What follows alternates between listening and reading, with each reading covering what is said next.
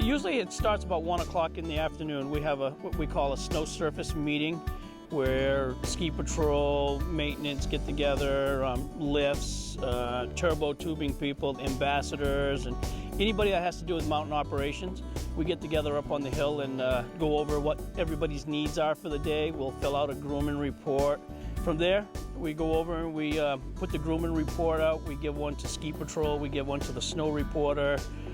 Set it up, and at 4 o'clock the groomers start coming in. We sit down, the grooming foreman will look at the list and just start divvying out trails to certain groomers, and basically then they head out the door.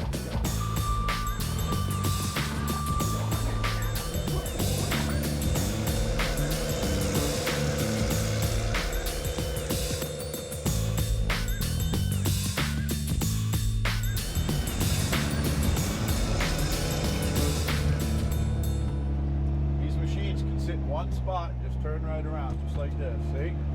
Round and round we go. How's that? All right, there you go. Well, the basic job of groomers is to turn the snow over and fluff it up for people. One of the ways we do that is with this blade right here. This blade has a whole bunch of functions. It can curl forward, it can curl backwards. The wings can go in and out so we can carry snow, just scoop it right up and carry it along. There's 7 different buttons on here, and every time you press the button it does something different. Okay, so you press the button and you can hold it, curl the blade back and forth, move it all around. You control your tiller with that. And once we push all this snow back up onto the trail, then what we do is we start to till it. Tilling it out makes that nice fine corduroy we're looking at right there. But the first thing you gotta do is rip it up, just like this.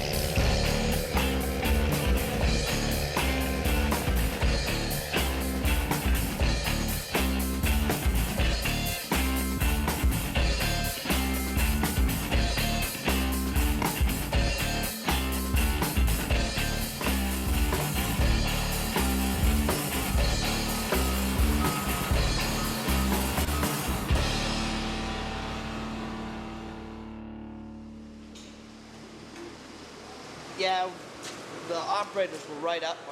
They got defect cards, and if they find something that's wrong, they'll write it up. Like the snowcat they used to groom the park, they ripped one of the arms off it last night. Yeah, so the tiller was just kind of sitting like this when you go to pick up the lift ring. So that was kind of a big boo-boo they made. There'll be days where it's just kind of laid back, there's not much to do. You'll grease the cat, maybe change the oil in it, and then there's days where you don't have time to stop and think, it's just...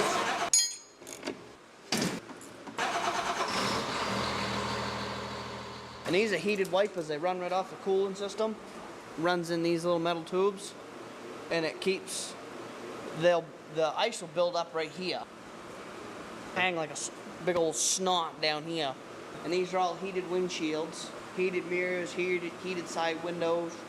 And these will still build up. Ice will build up along the bottoms. I mean, I've seen them where the ice is hanging down to here and it's almost an inch thick along here.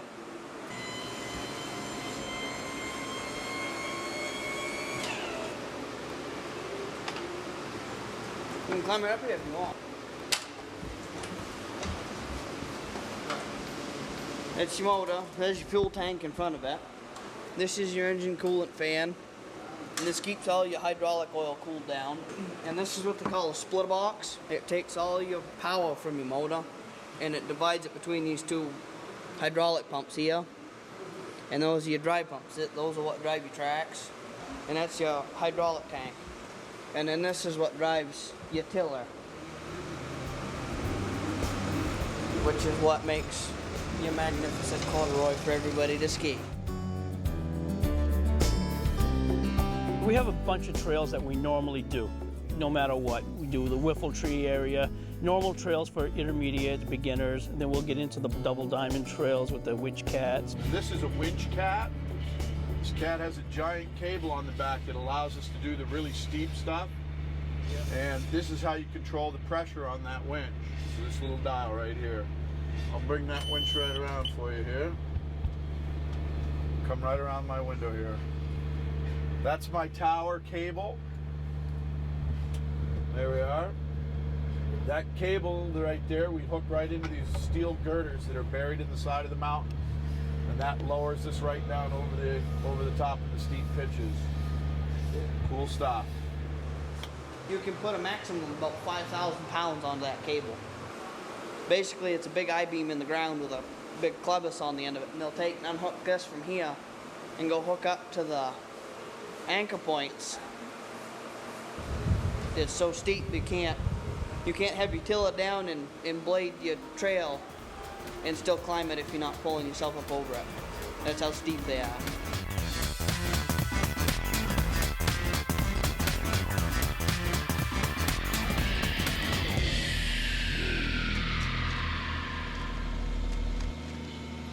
This little dial right here is what gives us more pressure to come uphill and less pressure to go downhill.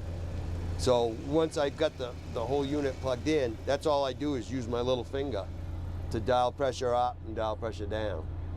So I pretty much just forget the cable's even there, you know, other than the fact of the last passes we have to follow the cable up the hill. Because if you don't, the cable's going to jump and, you know, screw up everything you just did.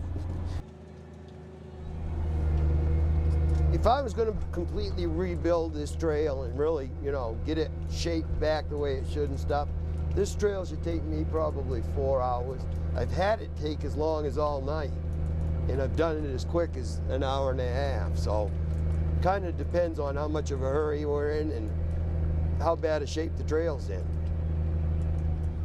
Yeah, she stayed that time. Sometimes when I'm pushing on the steep stuff, if the snow doesn't stay there, I'll run my tiller down when I'm pushing. And you'll see underneath us. It makes the snow stay there